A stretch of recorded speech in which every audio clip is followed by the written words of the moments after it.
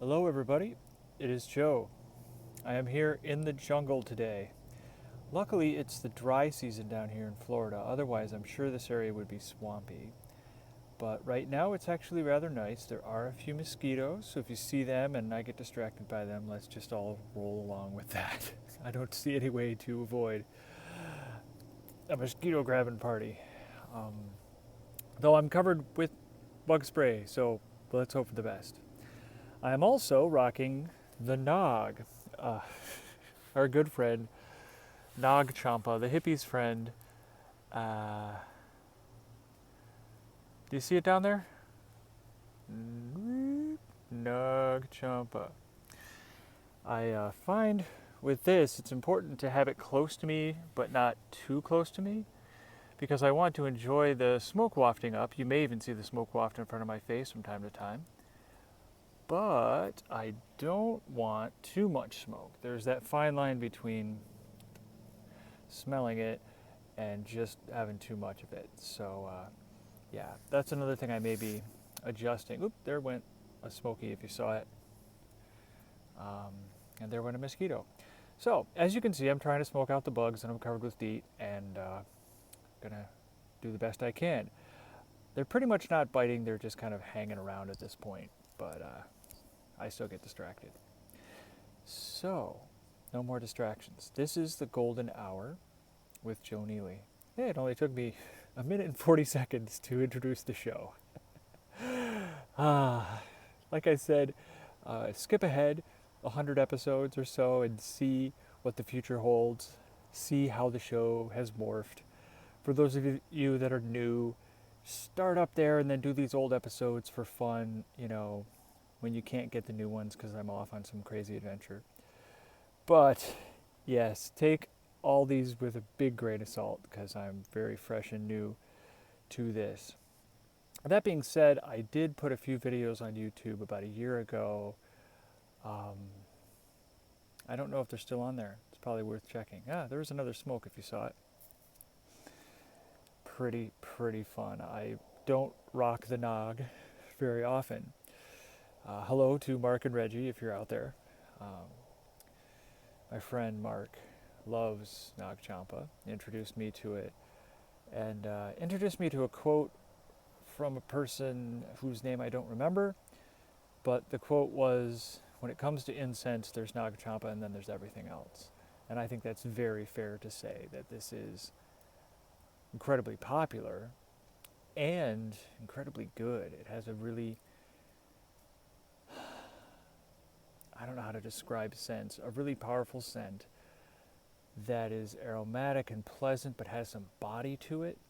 It's like when you drink tea and you're not drinking orange blossom tea, you know, but you're not like drinking full on Earl Grey, like something in between that has some punch but some floweriness to it. There you go. Floweriness. It's a good adjective for describing scents. Anyway, Mark also said that, again, he may have been quoting Nag Champa for meditators and people in isolation is a good companion on the meditative journey and on the path of isolation. So, here I am isolated in the woods with the little smoke tendrils of my Nag Champa helping me out. So, having a good time and trying to punch out the push-ups before the video. I still have one more set to go. Currently, I'm doing 3 sets of 12 each day. My goal is 100, and we'll see how that goes. But I was feeling kind of weak on my 12s, so I thought I would work on those until I boosted them up to something higher. Either number of set or number of push-ups per set. So for those of you who do exercises, especially body weight exercises, feel free to chip into the comments. This is something that I dabble with from time to time and try to get big, awesome muscles. All right, there it is. Big, awesome muscles. Hard to see in the mirror that is this camera, but I think I got it figured out. So, chasing some bugs, talking to you guys, and doing some meditation. I will enjoy my nog, another set of push-ups, maybe another set of meditation after that, and then be back to you with more. So here's my fun intro, I guess. Still looking for a show format, as I assume it will settle in over time. But yeah, here's your intro, and I will give you some more tips and advice, maybe some Nag Champa related techniques today, as wow, I like to blow so I don't kill them, and that one, so hard to hit my camera hand. You couldn't see it, but it was awesome. Anyway, Nag Champa related techniques after this meditation break. Love you. Bye.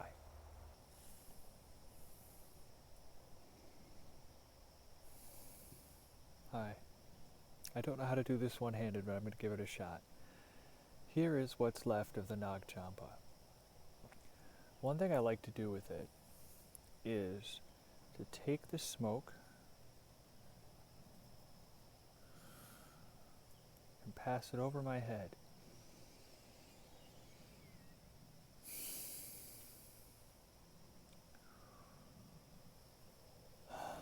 Our mentor, Pseudo, he was called,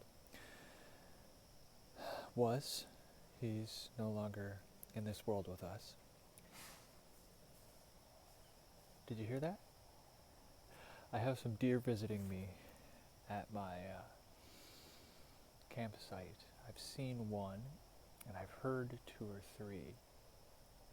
So, if you see behind me any special visitors,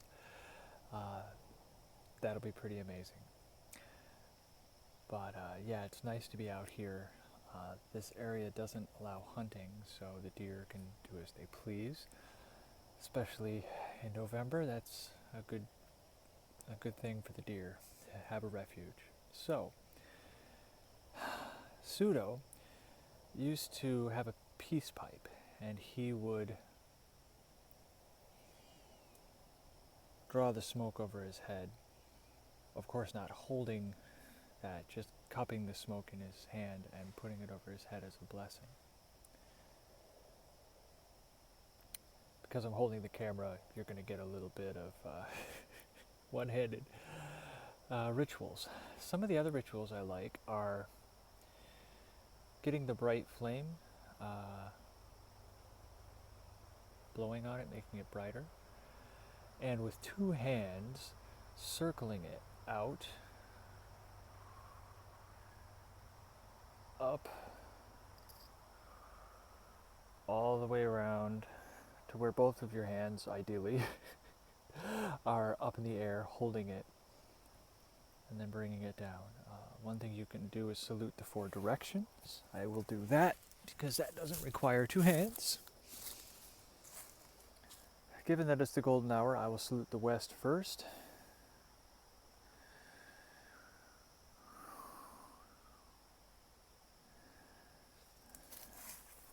And then the east.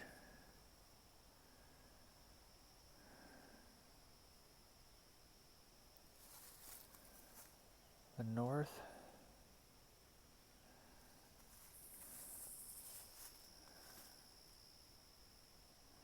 And the south.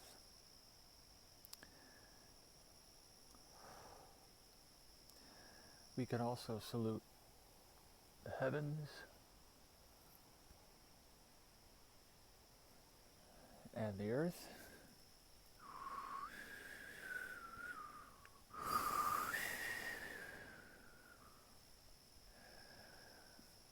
And the inside.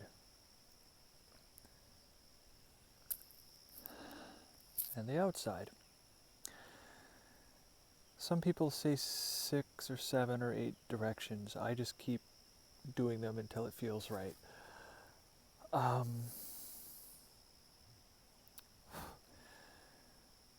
When it gets down to the very, very, very end, I thank this Nag Champa for giving me companionship and a sense of welcome a sense of friendship.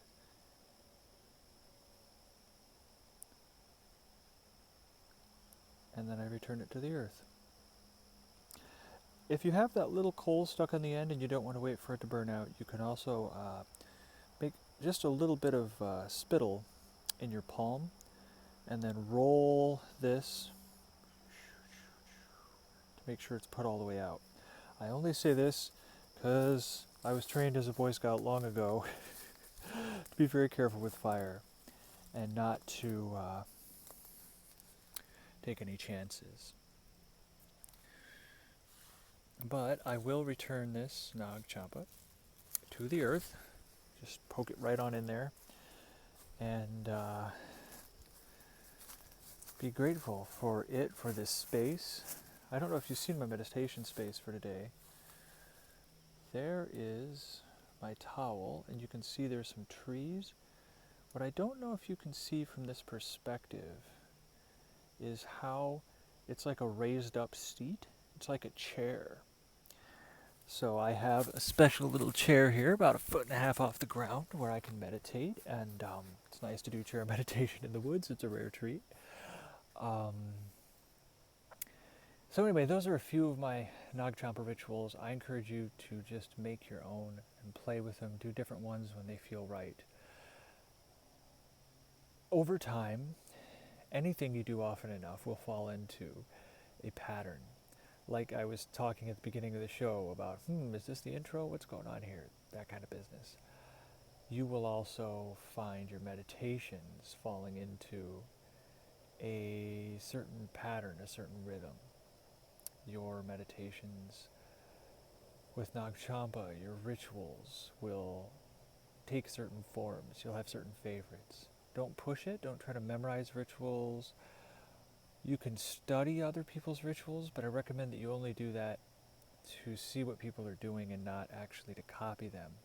I think it's really important just to do whatever feels right in the moment, and then trust that you will continue this habit day after day, and then you will gain your own habits, your own favorite things to do. You don't have to try to create rituals. You don't have to overthink them, to impress others or to do something that's going to be super holy and give you good results. Ultimately,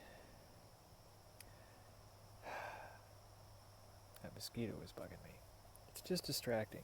I see it in the video and I can't stand it. I'm working on mosquitoes, as you can tell in the last few videos. Working on being at peace with him. I also want to be at peace with his hair. For anyone who hasn't noticed, my helmet hair has come to a new level of maybe like the top of a pineapple at this point. I think it is truly hilarious. So please enjoy it with me. It looks a little better from some of those angles, but from this angle it looks just truly amazing. So, back on a slightly more serious note, though I don't ever want to make these videos too serious. Play with your rituals, play with incense, play with using it with not, as I mentioned previously, play with the timing of when you meditate throughout the day. Like I said, I'm playing with the timing of when I do my push-up exercises, though I've held my golden hour habit pretty well. Today, I started on time. I even had time to prepare my seat and get my incense out and do a bunch of things to really make this hour special, to really make this hour the most important of the day. So, to that end, let me give you one more deeper thing to deal with. Some of you may be involved in manifestation. You may like the law of attraction. I'm certainly attracted to the law of attraction. I like the idea of it, and I'm exploring it to see if it's true for me, as you should with all advice you get from me and every other teacher. And as I explore it, I experience some things that I believe may be manifestations. One of the greatest is the incredible weather I've had on this trip. I've been camping out and traveling across the southeast part of the United States for over 100 days now and nights. And the amount of rain I've experienced has been almost zero. I've been 10 miles away from hurricane weather twice, right on the edge of that spiral without it hitting me. And it may be that I'm manifesting good weather for myself. Um, I had some rain right at the beginning of this trip, but ever since then, when I started feeling better about the trip, I started feeling better as evidenced in the weather. So, I will never claim that I have manifested good weather, and I will never say that I have not. I'm agnostic about all these things that we cannot prove, but I think it's essential that we explore them. So, with manifestations, many people like to manifest wealth. Uh, Many people like to manifest a perfect partner or a perfect group of partners, whatever you prefer. Maybe a series of them for you serial monogamists out there. Um, Whatever you're looking for, be it with relationships or money, those are typically what people want in their pursuit of happiness. Um, the reigning expert in my mind for manifestation, law of attraction teaching is, of course, Abraham Hicks, who claims to be channeling some kind of amorphous beings, like, I don't know. I'm not sure if I believe it, and I'm not sure that I don't. I think it's a fascinating story, and I think that what she teaches about the law of attraction is fascinating. Um, as my friend, the Reverend John Waterhouse said, um, Abraham Hicks is an excellent teacher, regardless of whether or not her claims of being able to channel other beings are true. I don't know. I, like I said, I can't prove it or disprove it, so I'm not going to take a side on that argument. But I do find her fascinating, and a lot of what she says is very technical and hard to grasp. I have to listen to it many times over and over. But I do find that over time, the very simple but very complicated things she's explaining start to make sense. I honestly believe that it is very simple, but that we're making it harder than it is, and then teachers have to find complex ways to drag us out of our complex problems. So, I recommend you look her up on YouTube, um, Abraham Hicks.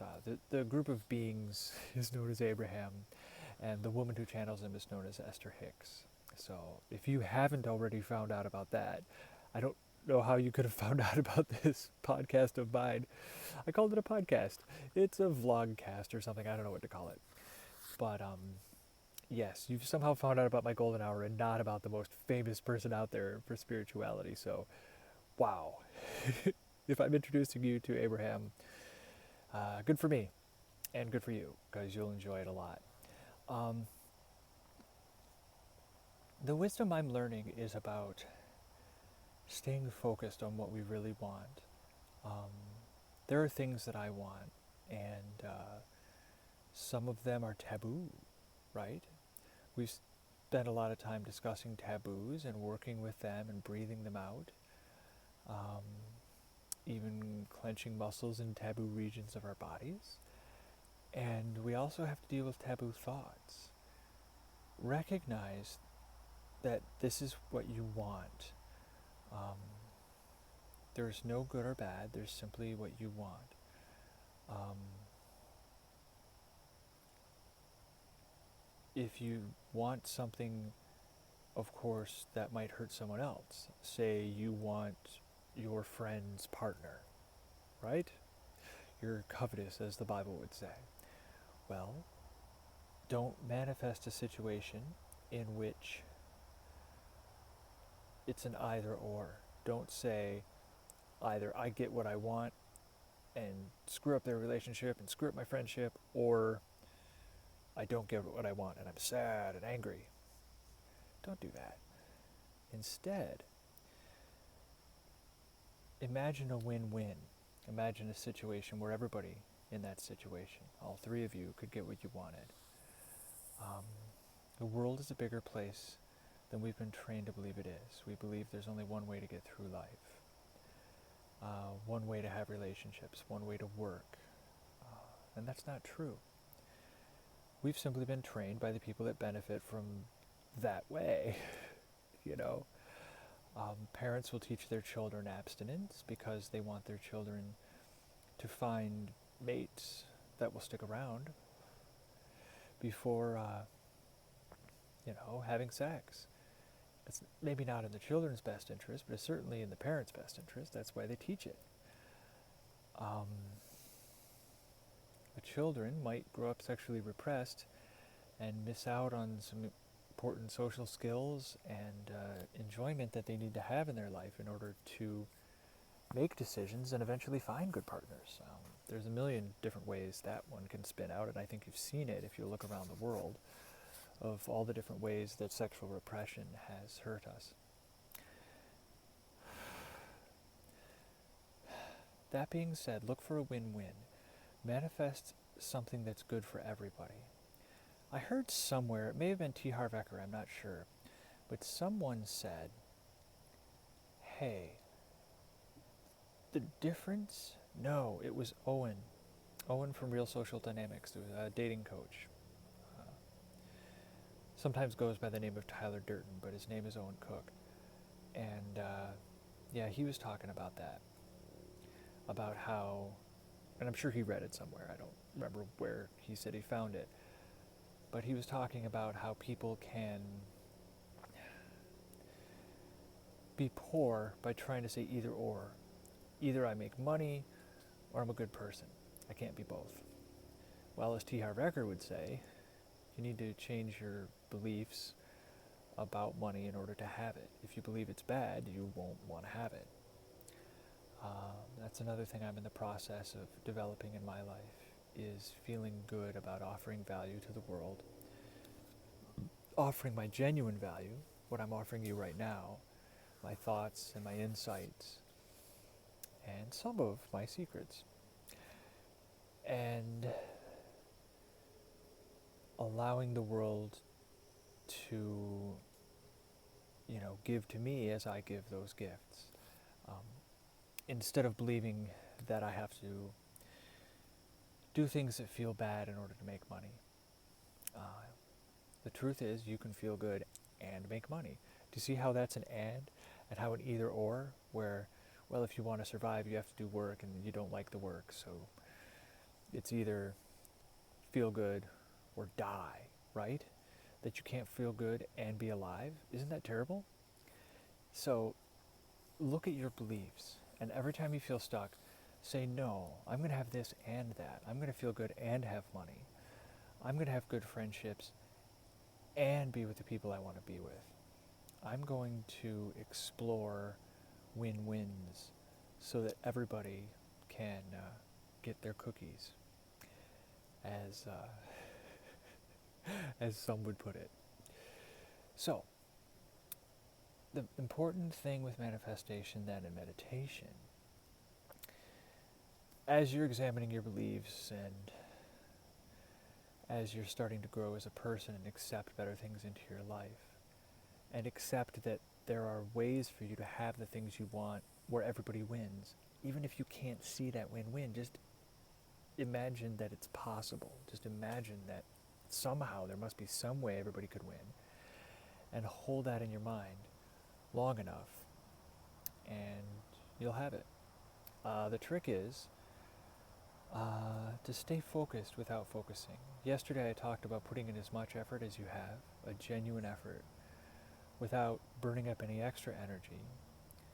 It's like giving the homeless man all the money you have that you don't already have to spend on your rent. You don't want to become homeless by helping a homeless person. You want to give them everything that you can after you've taken care of yourself. Because if you become homeless, then you haven't helped anybody. There's more homeless people in the world now, not fewer. So, think, and when you meditate, hold in your mind that feeling that you will feel with that win-win. When you and all the people around you are winning and getting what you want, when you're getting what you want and everyone around you is happy, you didn't have to hurt anyone to get it. And hold all of that in your mind, whatever your desire is, money, partners, health, whatever you're looking for, be sure to just hold a win-win in your head and don't think too much. I always try to figure out how it's going to happen. I always try to figure out, well, what do I do, or how does this work, or blah, blah, blah, blah, blah. No, you don't have to mess with that. Instead, don't plan it out. Just know that there is a way for it to happen and for it to be good for everyone involved. And know that that's possible. And know that there is within you a much larger intelligence than just your brain. Your brain's very intelligent, but your complete being is so much more intelligent. And it already knows the way, and you're just holding back. Planning, in fact, can be a way of holding back. So, don't use too much thought. Think about the feeling. Think about how happy everyone will be when you've achieved your goal of, having a healthy body and kicking your diabetes or whatever it is, your cancer, your heart disease, whether that's through healthy habits, whether that's through medical help, whether that's through spiritual healing. I recommend you try it all. I would never recommend that you not try any avenue of healing. I think when it comes to your health, you need to explore every option that there is. That's really important. Try Western medicine, try Eastern medicine, try faith healing. Go right down the middle of the mainstream and go on the edges. Many people are healed in many different ways, and the best you can possibly do is to give yourself as many options as possible in hopes that you'll stumble across the right one for you. Maybe high-tech laser surgery is for you. Maybe herbs and berries will solve your problem. Maybe prayer.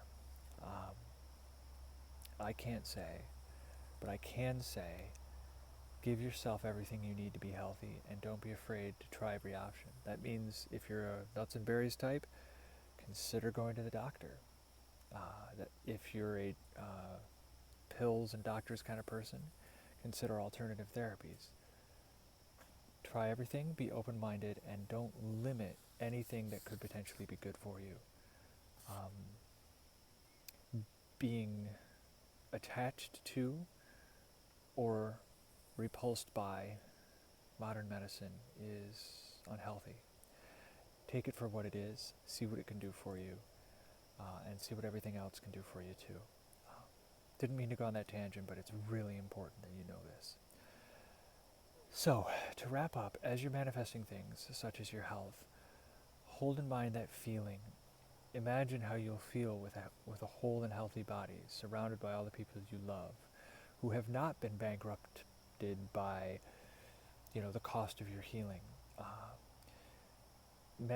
Imagine some situation where you have all these health bills, but you manage to make more money, and then everybody has everything they need and more. Dream really big. Don't say it's either money or my health. Dream about both. Don't limit yourself in your own mind. Don't limit yourself as to what's possible. Aim towards the best. Don't settle before you even start. And when you're meditating, or just going about your daily life, feel that feeling. What would it feel like if you had your perfect mate, your beloved, in your arms right now?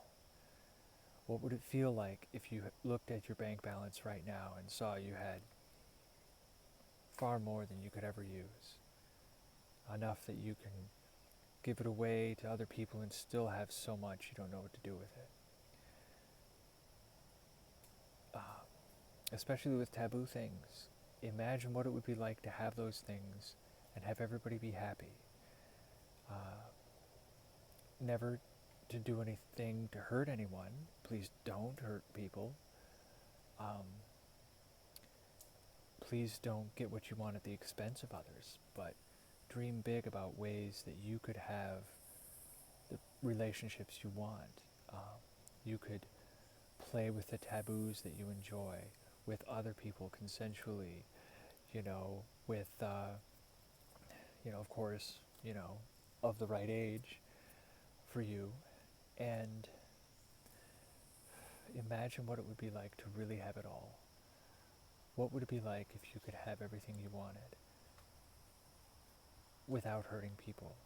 We think that the only way to succeed in life is to drag other people down.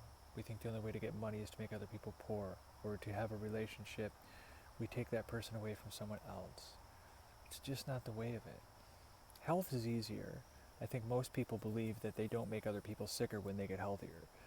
So that one, I think our attitudes may be a little better. But I'm going on a lot of tangents here, but my heart is dragging me forward through them, straight to you.